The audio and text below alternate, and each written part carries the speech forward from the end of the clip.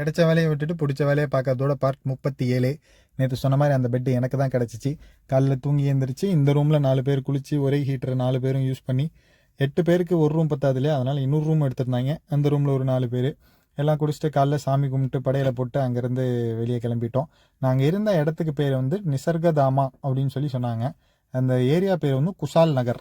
இதுதான் உண்மையான பேர் தான், குஷால் நகர்னே பேர் வச்சுருக்காங்க. அங்கேருந்து கார் எடுத்துகிட்டு இந்த 1000 ரூபாய்க்கு பஜ்ஜி சாப்பிட்டோம் இல்லையா, அந்த கடையில் போயிட்டு காலையில் பிரேக்ஃபாஸ்ட் கொஞ்சம் லைட்டாக சாப்பிட்டுக்கலான்னு சாப்பிட்டுட்டு அங்கேருந்து லொக்கேஷன் கிளம்பிட்டோம்.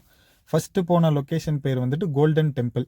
இது வந்து புத்திஸ்ட் மொனாஸ்ட்ரின்னாங்க. உள்ளே வந்து இந்த திபெத்தியன் பீப்புள்ஸ், அதுக்கு அவங்களுக்குன்னு ஒரு கம்யூனிட்டி வச்சு அவங்களோட ஹேண்டிகிராஃப்ட்ஸ் தானே, ஆமாம், ஹேண்டிகிராஃப்ட்ஸ்ன்னு அந்த மாதிரி திங்ஸ்லாம் செஞ்சு வச்சு ட்ரெஸ் எல்லாம் இருந்துச்சு. வேணா வாங்கி ஃபோட்டோ எடுத்துக்கலான்னாங்க.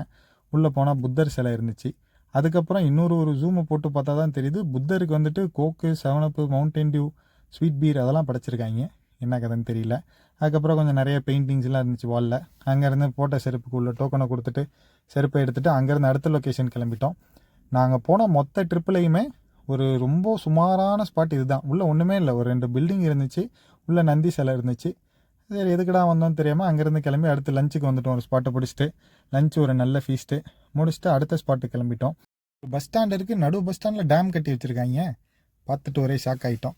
அதுக்கப்புறம் அங்கேருந்து போதைப் பொருள் வாங்கக்கூடிய ஒரு இடத்துக்கு வந்துட்டோம். ஊட்டி கொடைக்கானல்லாம் சாக்லேட் வாங்கியிருப்போம், அந்த காஸ்ட்டு தான் இருக்குன்னு உள்ளே போனால் சரியான காஸ்ட்டு. சரி இருந்தாலும் பரவாயில்ல, டேஸ்ட் நல்லா இருக்கேன்னு வாங்கிட்டோம்.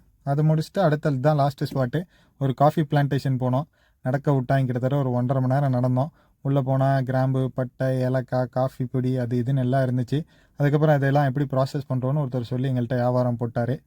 அப்படியே டின்னர் சாப்பிட்டு எல்லாம் ரூமுக்கு வந்துட்டு வந்த டயர்டுக்கு எல்லாம் எங்கெங்கே தூங்கணும்னே தெரில. நாளைக்கு பார்ப்போம். பாய் பாய்.